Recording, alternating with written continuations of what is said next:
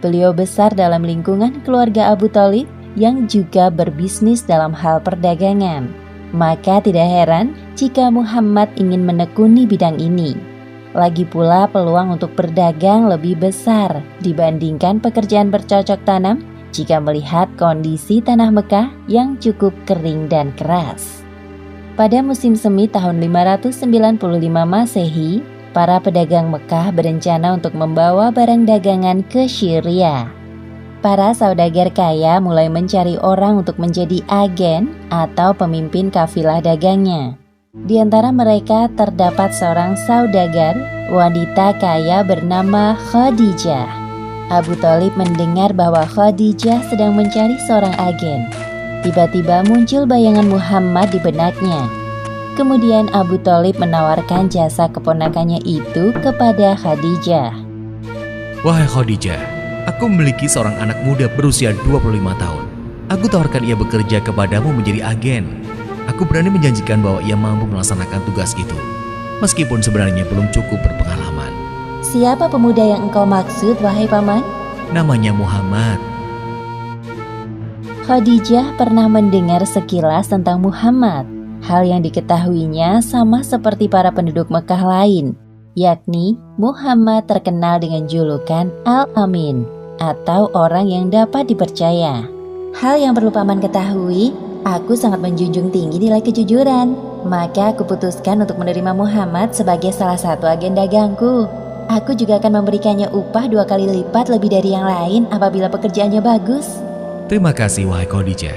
Terima kasih kembali wahai paman. Jika senggang, besok datanglah kemari bersamanya.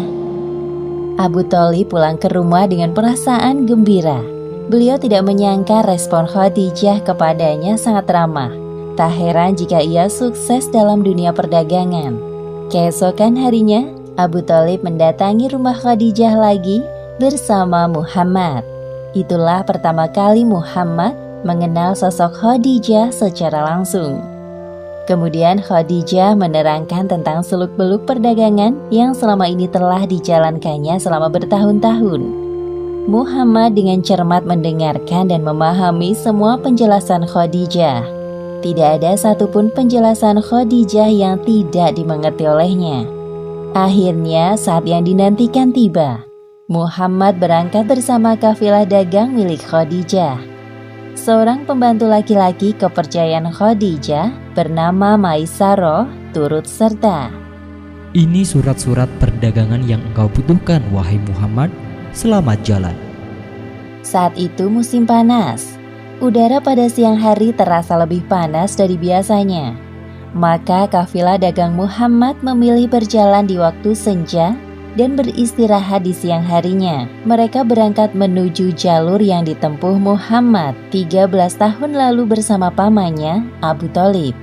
Selama perjalanan, Muhammad merasa terhibur dengan adanya teman seperjalanan seperti Maisarah. Engkau sungguh banyak bicara, wahai Maisarah, tapi anehnya aku senang mendengarnya. Tenang saja, aku jamin kau tidak akan bosan mendengar ceritaku karena aku punya banyak hal menarik untuk diceritakan terkait jalan yang akan kita lalui nanti. Wah, aku sangat bersemangat untuk itu. Dia memang banyak bicara, wahai Muhammad. Tidak usah terlalu didengarkan. Tidak butuh waktu lama bagi Muhammad untuk akrab dengan anggota kafilah dagangnya.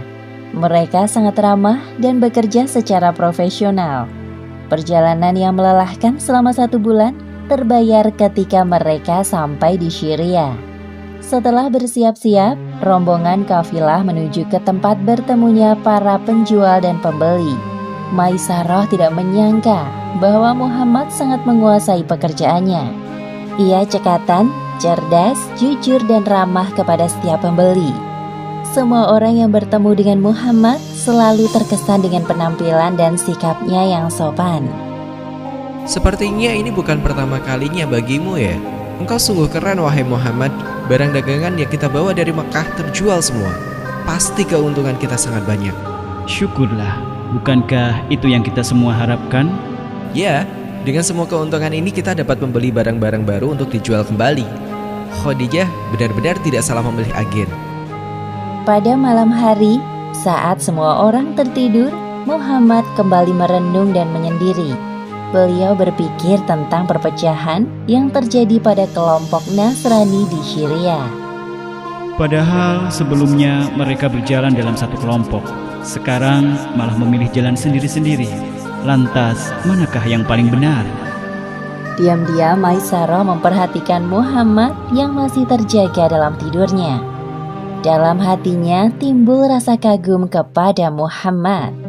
Aha, sesamanya di Mekah nanti akan aku ceritakan semua hal tentang Muhammad kepada Khadijah. Pasti dia akan kagum dan tertarik dengan Muhammad.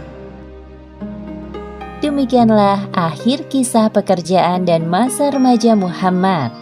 Hikmah yang dapat kita ambil dari kisah ini, hendaknya kita meneladani sikap Nabi Muhammad SAW saat beliau remaja, yaitu bekerja dengan penuh semangat agar pekerjaan kita penuh berkah. Selalu bersikap sopan dan jujur dalam berbicara, menjaga diri dari perbuatan maksiat, dan merenungkan peristiwa di sekitar kita agar tidak mudah terlena dengan urusan duniawi. Wallahu a'lam bishawab.